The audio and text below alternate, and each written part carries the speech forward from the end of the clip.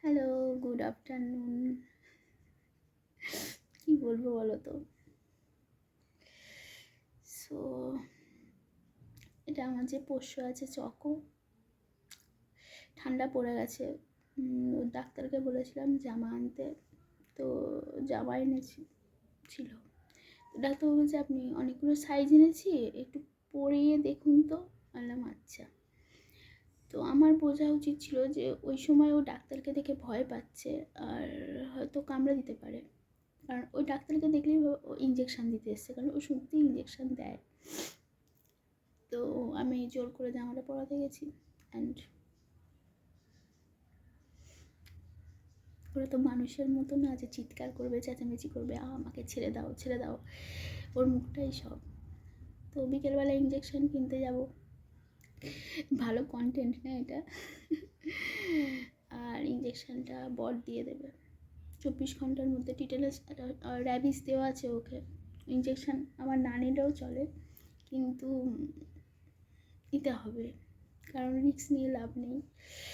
তো আমি যে কত কামড় খেয়েছি তার বলা নেই, কিন্তু আজকের কামড়টা আমি সহ্য করতে পারছি না, কারণ আজকে ভীষণ যন্ত্রণা করছে।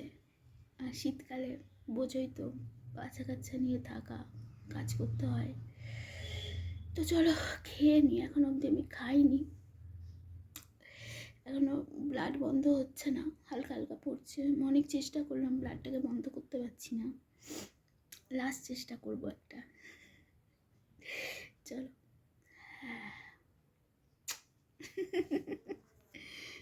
তো গুড ইভিনিং। আর ছেলে লাগাচ্ছে পর্দা, আর তো আমি আবার ওকে জামা পরাতে যাব, কারণ ঠান্ডা। ও তো অবলা জীব, তাই না? ও তো অবলা জীব, তাই না? ও তো আর বোঝে না, ও বুঝলে আমাকে কামড়াতো না। তো জামাটা পরিয়ে দিই, কারণ বেশ ঠান্ডা পড়েছে। আর আমি যাবো ইঞ্জেকশন কিনতে। দেখো দাদা খাইছে, দেখো দাদা খাইছে। বলছে দাদা খাইছে, কামড়াচ্ছেটা বলতে পারে না।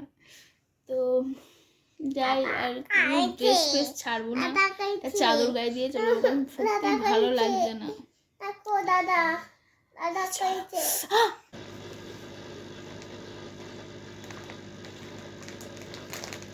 মামা মামা জি দাদু গচ্ছে, দেখো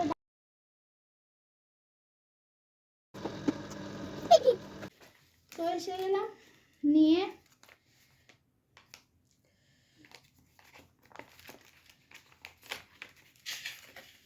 এই যে এই সিরিঞ্জ, কিন্তু খুব ভালো ইঞ্জেকশন দেয়। 2021 to 22 একটা বছর ওই আমাকে ইঞ্জেকশন দিয়েছে। অন্য কারোর কাছে আমি ঠিক কমফোর্টেবল না, ওই জন্য নিয়ে এলাম। আমার ছেলেকে দেখো, কাঁটা চামচ দিয়ে মুড়ি খাচ্ছে। সাহেবের বাবা এসে গেছে। তো চলো সিঙ্গারা মুড়িটা খেয়ে নিয়ে তো আজকে ডিনারটা দেখে নাও। ইঞ্জেকশন খেলাম, এবার ডিনার খাই।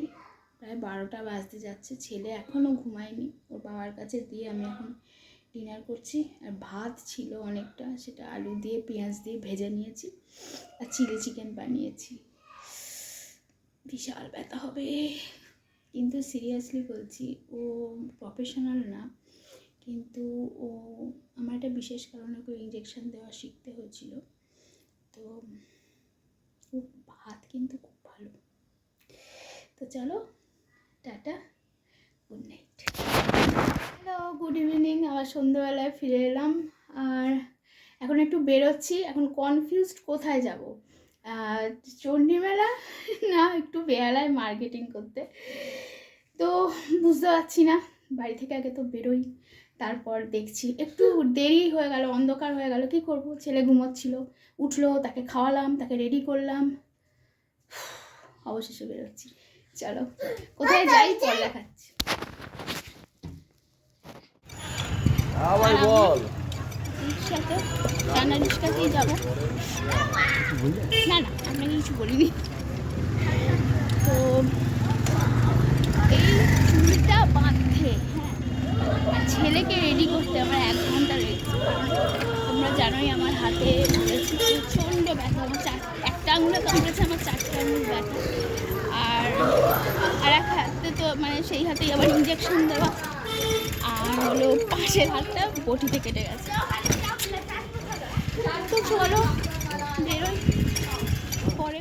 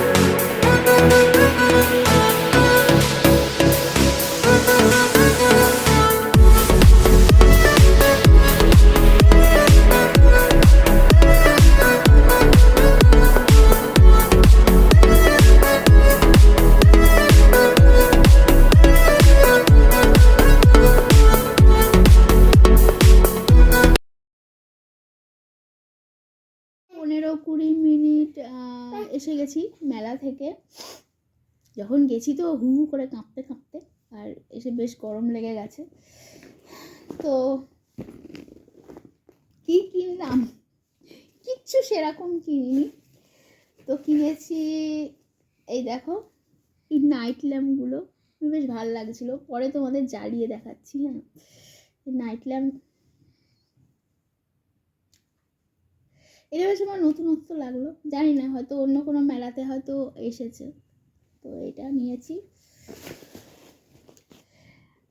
আর নিয়েছি দাও দাও এই ব্যাগটা,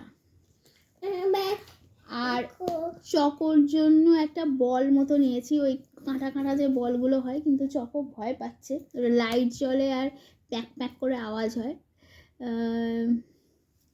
ওই একটা নিয়েছি। বেলুন টেলুন কিনে নিই, কারণ বেলুন কিনলেই পড়ে থাকে, নষ্ট হয়, লাইটটা জ্বালিয়ে দেখায়। তো এই যে এরম রাতের ডিনারে আলুর পরোটা, চিকেন, আর এটা মেলা থেকে নিয়ে এসলাম ছোট ছোট মালপোয়া। চলো, গুড নাইট।